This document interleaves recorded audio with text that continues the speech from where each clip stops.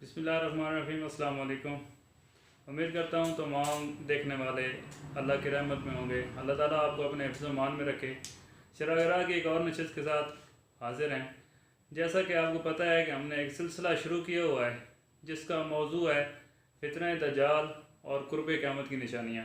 علامہ صاحب نے پچھلی نشست میں ہمیں اپنے اسلافین کے بارے میں بتایا تھا، تو آج ان کی رہنمائی میں ہم علامات جو کبریٰ ہیں ان کی طرف بڑھیں گے۔ جی جناب۔ نحمد ونصلی ونسلم علی رسول الکریم اما بعد فاعوذ باللہ من الشیطان الرجیم بسم اللہ الرحمن الرحیم۔ ہمارا سلسلہ جو علامات صغریٰ کی صورت میں چل رہا تھا، اس میں ایک علامت اور اس کے بعد ہم آگے چلتے ہیں۔ نبی پاک صلی اللہ علیہ وسلم کے فرمان کا مفہوم کہ ظلم سے پناہ حاصل کرنا مشکل ہو جائے۔ اب ظلم سے پناہ حاصل کرنا مشکل ہو جائے گا۔ ویسے تاریخ میں کئی دور ایسے گزرے ہیں، مثلاً چنگیز خان کا دور، پھر صلیبیوں کی جنگیں، لیکن وہ جو صورتحال تھی اس میں ایک خاص مقام تک جو ایک آندھی تھی یا وہ جو طوفان تھا یا وہ جو سیلاب تھا یا کچھ مقاصد کے لیے تھا، اس وقت جو ہم اس صدی کے اندر، یہ جو پچھلی صدی ہم دیکھتے ہیں، تو ہمیں اردن، شام، مصر، یہ کبھی اسرائیل سے بچنے کے لیے فرانس، برطانیہ کے پاس جاتے نظر آتے ہیں، کبھی رشیا کے پاس جاتے نظر آتے ہیں، کبھی امریکہ سے مدد لیتے نظر آتے ہیں، اور بالآخر اسرائیل اپنے پنجے گاڑنے میں کامیاب ہوتا ہے۔ اسرائیل وہ مرکز ہے جہاں سے دجالی قوتوں کی فل سپورٹ دنیا میں جانی۔ اب عرب کے، مشرق وسطیٰ کے، خلیج کے، گلف کے جتنے بھی یہ سارے ممالک ہیں، یہ کتنا عرصہ طاقتوں کے ظلم سے، مختلف طاقتوں کے سامنے بھیک مانگتے رہے۔ پھر اس کے بعد ہم دیکھتے ہیں جنگ عظیم کے بعد، اور پھر موجودہ اس وقت کے تناظر سناریوں میں فلسطین لیں، کشمیر لیں، پیچھے برما کا سلسلہ چلا، بوسنیا ہرزیگوینیا، عراق، افغانستان، قبرص، لیبیا، طرابلس، دنیا کے اندر سوڈان، ڈارفر کا مسئلہ شروع ہو گیا۔ اسی طرح نیپال کے اندر، برما کے اندر بہت بڑی مسلمانوں کی آبادی، انڈیا کے اندر، لیکن یہ نبی پاک صلی اللہ علیہ وسلم کا فرمان کہ ظلم سے پناہ حاصل کرنا مشکل ہوگی، وہ آج ہمیں اپنی پوری پیک کے ساتھ نظر آ رہا ہے۔ اس کے بعد ہم دیکھتے ہیں کہ نبی پاک صلی اللہ علیہ وسلم نے جب یہ علامات صغریٰ بیان فرمائیں تو اس کے بعد فرمایا کہ پھر کچھ تباہیاں آئیں گی۔ وہ تباہیاں کون سی تباہیاں تھیں، ان کے بارے میں نبی پاک صلی اللہ علیہ وسلم نے چند اشارے دی کہ جب یہ علامات صغریٰ پوری ہوں گی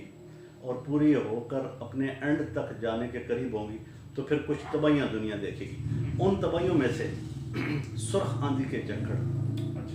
اب سرخ آندھی کے جھکڑ جو ہے، اس کا یہ نہیں ہے کہ ایسی ہوا چلے گی جس میں مٹی کے ذرے ہوں گے۔ تو جب، چونکہ وہ زمانہ وہ تھا کہ سائنس نے اپنے پر نہیں نکالے تھے، حالانکہ سائنس، جتنی بھی سائنٹسٹ ہیں، سب کی بیس بنیاد اندلس ہسپانیہ سے پہ مسلمانوں نے فراہم کی۔ کیمیادان ہوں، حیات دان ہوں، الجبرا ہو، ساری فزکس کی جتنے بھی سارے پر، لیکن اس زمانے میں چونکہ یہ سائنسی ٹرمز استعمال نہیں ہو رہی تھی، تو نبی پاک صلی اللہ علیہ وسلم نے سادہ لفظوں میں سرخ آندھی کے جھکڑ جو حدیث کے اندر، روایت کے اندر آتا ہے، اس کے مفہوم میں۔ اب جو سرخ آندھی کے جھکڑ ہیں وہ ہمیں چلتے ہوئے نظر آئے 1945 میں ہیروشیما اور ناگاساکی کے اندر۔ اور ہیروشیما اور ناگاساکی کے اندر جب ایٹم بم بلاسٹ ہوا، جس کے بارے میں ڈاکٹر اقبال بھی بتا گئے تھے کہ ذرے کا جگر چیریں تو پھر اس سے کیا پیدا ہوتا ہے، اس کے بعد دنیا ایٹم بم بنانے میں لگ گئی۔ پھر بڑی طاقتوں نے، اس وقت ویٹو پاور جن کے پاس ہے، سب نے اٹامک پاور حاصل کر لی، اور الحمدللہ اسلامی دنیا میں اللہ تعالیٰ نے یہ انعام، یہ مملکت خدا داد پاکستان کو عطا فرمایا۔ اب پاکستان نے بعد میں بنایا، پہلے انڈیا نے بنایا، تجربے پہلے انہوں نے کی، لیکن پاورفل ہمارا اٹامک بم ہے۔ اب یہ وہ سرخ آندیاں ہیں یا جھکڑ ہیں، دو بہت بڑی جنگیں ہو چکی، دنیا اب تھرڈ ورلڈ وار جس کے بارے میں سارے یہ تقریباً یقین کر چکے ہیں کہ وہ دنیا کی آخری جنگ ہوگی اور پھر دنیا اپنی اصل کی طرف لوٹ جائے گی، تو وہ تیز آندھی کے جو جھکڑ ہیں وہ آج ہمیں بالکل واضح نظر آ رہے ہیں کہ اگر اٹامک جنگ ہوتی ہے، وار ہوتی ہے، تو اس جنگ کے اندر اگر دنیا کے کسی خطے میں کسی نے کسی کی طرف یہ بم استعمال کر دیا تو اس کے بعد یہ وہ چونکہ 30 سے 35 ہزار درجے سینٹی گریڈ تک اس کا درجہ حرارت بڑھ جاتا ہے، تو اس لحاظ سے نبی پاک صلی اللہ علیہ وسلم کی یہ پیشن گوئی بھی پوری ہوئی کہ پھر سرخ آندھی کے چکر چلیں گے، چل چکے، چلنے والے ہیں، ہمارے سروں پر منڈلا رہے ہیں۔ پاکستان اور ہندوستان کی جنگ جو ہے پوری دنیا کیوں کانشیس ہو جاتی ہے کہ یہ اسی طرف لے جانے والی بات ہے۔ اس کے بعد نبی پاک صلی اللہ علیہ وسلم کے فرمان کا مفہوم کہ پتھروں کی بارش ہوگی، پتھروں کی۔ نومبر 1833 کے اندر دنیا کے اندر، بلکہ امریکہ کے اندر کیروزونا اسٹیٹ جو ہے اس کے اندر شہاب ثاقب گرے تھے، اور وہ شہاب ثاقب تاریخ کے اندر سارا محفوظ ہے کہ وہ اتنی زیادہ تعداد کے اندر گرے تھے کہ جنوبی کیرولینیا جو ہے اور پھر سائبیریا کے اندر بھی یہ جو شہاب ثاقب گرے، ان شہاب ثاقب جو ہیں ان کا جو قطر تھا وہ تقریباً 3 سے 4 میل تھا، اور گہرائی جب وہ زمین پر گرتے تھے تو 600 فٹ گہرا گڑھا بن جاتا تھا۔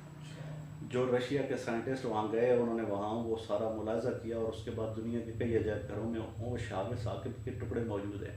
اور اگر آپ وہی سال تاریخ نکالیں تو دنیا کے مختلف علاقوں میں یہ 1833 اور اس کے بعد پھر شہاب ثاقب، ابھی ہم جو رات کو دیکھتے ہیں ایک ستارہ ہوتا ہے تو وہ شہاب ثاقب گرتا ہے، لیکن وہ جو بارش کی صورت تھی وہ بھی نبی پاک صلی اللہ علیہ وسلم کی پیشن گوئی پوری ہو چکی ہے۔ اب مزید قرب قیامت میں کوئی اس سے بڑا پتھروں کے بارش کے برسنے کا حادثہ وقوع پذیر ہو جائے تو، لیکن جو نبی پاک صلی اللہ علیہ وسلم کا فرمان تھا وہ بھی پورا ہو چکا ہے۔ یہ علامات صغریٰ کے بعد کی بات ہے، اور یہ چیزیں بھی ہم نے آنکھوں سے پوری ہوتی ہوئی دیکھ لی۔ پھر ہم دیکھتے ہیں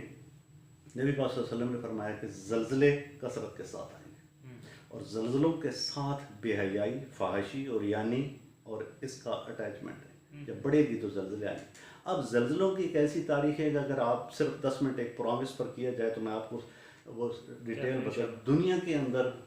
اتنی بڑی لمبی تعداد ہے زلزلوں کی، اور وہ پیچھے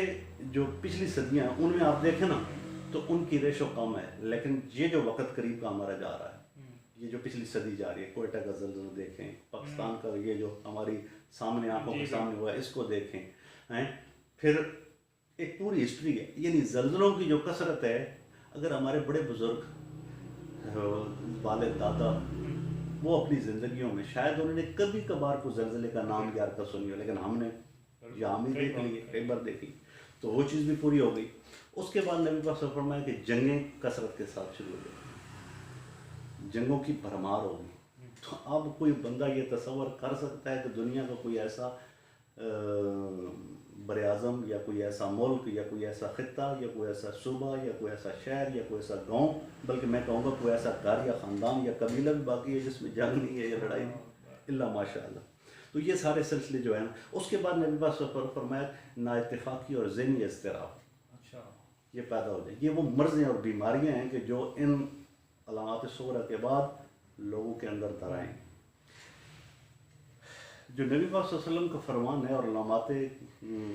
قیامت کے بارے میں ہے، وہ جب آپ فرماتے ہیں تو اس میں صرف تخصیص نہیں ہوتی، وہ پھر پوری دنیا کو سامنے رکھا جاتا ہے۔ اس وقت اگر دیکھا جائے تو دنیا کے اندر سب سے پرتعیش، آرام دہ، بہت زیادہ کمائی والا، جس میں ہر بندہ فی کس کئی ہزار ڈالرز کا وہ یومیہ کا وہ کمانے والا ہے، نیوزی لینڈ، اور پوری دنیا میں سب سے زیادہ جو خودکشی کی ریشو ہے وہ وہاں پر ہے۔ تو تجزیہ نگاروں نے لکھا کہ سب سے زیادہ ذہنی اضطراب اور بے چینی جو پائی جاتی ہے وہ نیوزی لینڈ کے اندر پائی جاتی ہے، اور دنیا کے ورلڈ سیکٹر اور جدید ممالک جو ہے وہاں کی ریشو مسلمان ملکوں سے اور بالخصوص پاکستان سے کئی گنا زیادہ ہے الحمدللہ۔ لیکن یہ چیز بھی آج ہم اپنی آنکھوں کے سامنے پوری ہوتی ہے۔ اس کے بعد یہ جب چیزیں پوری ہوں گی تو حضور صلی اللہ علیہ وسلم نے فرمایا کہ پھر علامات جو کبریٰ ہیں نا، پھر دنیا اس کی طرف بڑھنی شروع ہو جائے گی۔ ٹھیک اور علامات کبریٰ میں سے پہلی علامت جو حضور نبی پاک صلی اللہ علیہ وسلم نے فرمائی کہ عیسائی بہت سارے ملکوں پر قبضہ کر لیں گے۔ ٹھیک عیسائی بہت سارے ملکوں پر قبضہ قبضہ کر لیں گے۔ اب عیسائی بہت سارے ملکوں پر قبضہ کر لیں گے، بظاہر یہ چھوٹی سی بات ہے، معمولی سی بات ہے، لیکن کل کے سیگمنٹ میں ہم اس پر روشنی ڈالیں گے عیسائی کیسے بہت سارے ملکوں پر قبضہ کر لیں گے۔ اور یہ جو حضور نبی صلی اللہ علیہ وسلم کی نگاہ نبوت دیکھ رہی تھی وہ شاید آج بھی ہماری نسلوں کو نظر نہیں آ رہا، تو اس پر انشاءاللہ کل بات۔ جی تو ناظرین آپ نے سنا، علامہ صاحب نے بتایا، اللہ تعالیٰ ہمیں عمل کی توفیق عطا فرمائے۔ انشاءاللہ نیکسٹ پھر چراغ راہ کی کسی اور نشست میں ملیں گے۔ والسلام۔